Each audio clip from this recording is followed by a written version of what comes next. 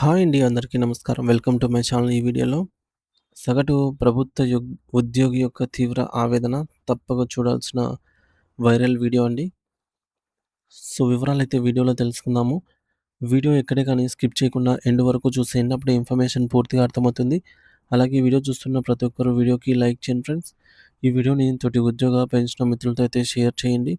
కొత్తగా మన ఛానల్ చూస్తున్న వారైతే సబ్స్క్రైబ్ చేసుకోండి. సబ్స్క్రైబ్ చేసుకోవడం వల్ల నేను చేసే ప్రతి ఒక్క వీడియో మీ వరకు రీచ్ అవుతుంది. ఇక ఆలస్యం చేయకుండా వివరాల్లోకైతే వెళ్ళిపోదాము. ఫ్రెండ్స్, ఇక విషయానికొచ్చినట్లయితే ప్రభుత్వ ఉద్యోగులు తమ సర్వీస్ సుదీర్ఘ సర్వీసు తర్వాత ఎదుర్కొంటున్నటువంటి దయనీయ పరిస్థితుల గురించి వింటుంటే అది కేవలం ఒక సాధారణ వార్తలాగా అనిపించదు. అదో గుండె కోతలాగా అనిపిస్తుంది. దాదాపుగా 3 దశాబ్దాలకు పైగా ప్రభుత్వ యంత్రాంగం సజావుగా సాగటానికి, ప్రజలకు సేవలందించటానికి తమ రక్తాన్ని, చెమటను ధారపోసిన ఉద్యోగులు రిటైర్మెంట్ తర్వాత తమ సొంత డబ్బుల కోసం ఇలా దీనంగా ఎదురుచూడాల్సి రావటం అనేది అత్యంత అన్యాయం. ఈ వార్తలు చదువుతుంటే కేవలం భయం మాత్రమే కాదు, లోపల ఒక రకమైన ఆవేదన, వ్యక్త వ్యవస్థ పట్ల తీవ్రమైన నిరాశ కలుగుతుంది. ఒక మనిషి తన జీవితకాలం అంతా కష్టపడి విశ్రాంతి తీసుకోవాల్సిన సమయంలో ఇలా రోడ్డెక్కడం బాధాకరం. ఒక ఉద్యోగి తన యవ్వనాన్ని, శక్తిని మరియు కుటుంబ సమయాన్ని కూడా త్యాగం చేసి 32-35 సంవత్సరాల సుదీర్ఘ కాలం పాటు ప్రభుత్వ సేవకి అంకితమవుతారు. ఇంతకాలం బాధ్యతలను మోసిన వ్యక్తికి పదవీ విరమణ రోజున గౌరవప్రదమైనటువంటి వీడ్కోలు పలికేటప్పుడు సన్మానంతో పాటు వారి చట్టబద్ధమైన రిటైర్మెంట్ బెనిఫిట్స్ కూడా తక్షణమే అందించాలి. కానీ దురదృష్టవశాత్తు నేడు పరిస్థితి దానికి పూర్తిగా భిన్నంగా ఉంది. రిటైర్మెంట్ తర్వాత ప్రశాంతంగా గడపాల్సిన సమయంలో ఆఫీసుల చుట్టూ మరియు కోర్టుల చుట్టూ తిరగాల్సి రావటం ఏ ప్రభుత్వానికైనా సిగ్గుచేటు. ఇది కేవలం ఒక పరిపాలనా లోపం కాదు. ఇది ప్రభుత్వం తనపై తాను సీరియస్ ఆత్మ పరిశీలన చేసుకోవాల్సినటువంటి ఒక నైతిక వైఫల్యమే. ప్రస్తుత రాష్ట్ర వాస్తవ పరిస్థితిని గణాంకాలతో సహా పరిశీలిస్తే ఈ సమస్య ఎంత తీవ్రంగా ఉందో అర్థమవుతుంది. రాష్ట్ర వ్యాప్తంగా సుమారు 8,000 నుంచి 12,000 మంది రిటైర్డ్ ఉద్యోగులు తమ జీవితకాల సంపాదన కోసం కళ్ళు కాయలు కాచేలాగా ఎదురుచూస్తున్నారు. ఒక్కొక్క రిటైర్డ్ ఉద్యోగికి రావాల్సిన మొత్తం 35,00,000 నుండి దగ్గర దగ్గర 75 లక్షల వరకు ఉంది.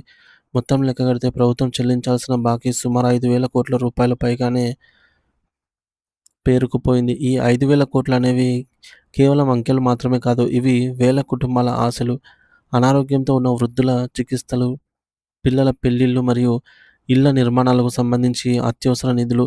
ఇక్కడ మనం ఒక విషయాన్ని చాలా స్పష్టంగా గుర్తుంచుకోవాలి.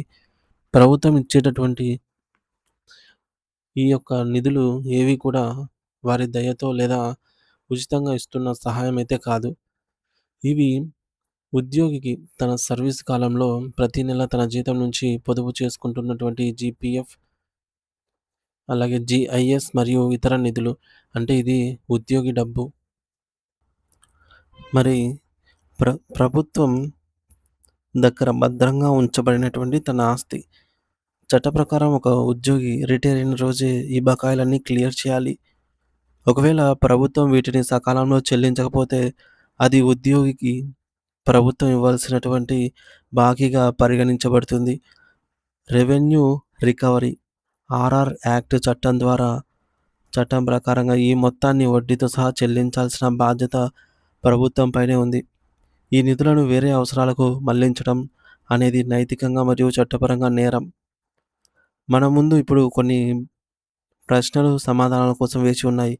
అవేంటంటే 35 సంవత్సరాల పాటు ప్రభుత్వానికి వెన్నెముకగా నిలిచినటువంటి ఉద్యోగి రిటైర్మెంట్ తర్వాత తన సొంత హక్కుల కోసం ఎందుకు యాచించాల్సి వస్తోంది? ఉన్నత న్యాయస్థానాలు పెండింగ్ బెనిఫిట్స్ చెల్లించాలని ఆదేశాలు జారీ చేసినా ప్రభుత్వం ఎందుకు మొండిగా వ్యవహరిస్తోంది? రకరకాల కమిటీలు వేయటం, తప్పుడు హామీలు ఇవ్వటం జరుగుతోంది. కానీ క్షేత్రస్థాయిలో పెన్షనర్ల ఖాతాల్లోకి ఒక్క రూపాయి కూడా ఎందుకు చేరటం లేదు? ప్రభుత్వ యంత్రాంగాన్ని నడిపించే ఒక శ్రామికుల పట్ల ఇంతటి నిర్లక్ష్యం చూపడం అనేది ప్రజాస్వామ్యానికి ప్రమాదకరము.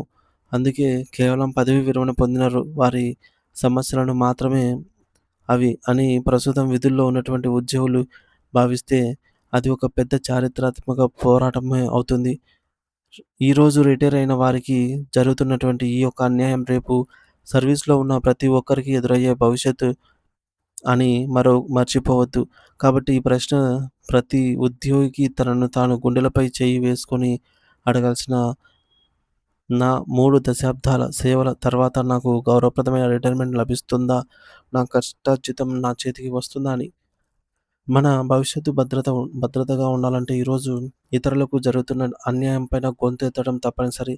మనం ఈరోజు మౌనంగా ఉంటే రేపు మన గురించి మాట్లాడేవారెవరూ ఉండరు. ఇకపై కేవలం ఆవేదన చెందితే సరిపోదు. ఒక పటిష్టమైన కార్యాచరణ అవసరము. సోషల్ మీడియా మరియు వివిధ ఉద్యోగ సంఘాల ద్వారా ఈ సమస్యలను ప్రతి ఉద్యోగికి చేరవేసి వారిలో అవగాహన పెంచాలి. రిటైర్మెంట్ ఉద్యోగులు మరియు ప్రస్తుతం విధుల్లో ఉన్నటువంటి ఉద్యోగులు విడివిడిగా కాకుండా ఒకే తాటిపైకి వచ్చి ఐక్యంగా అయితే పోరాడాలి.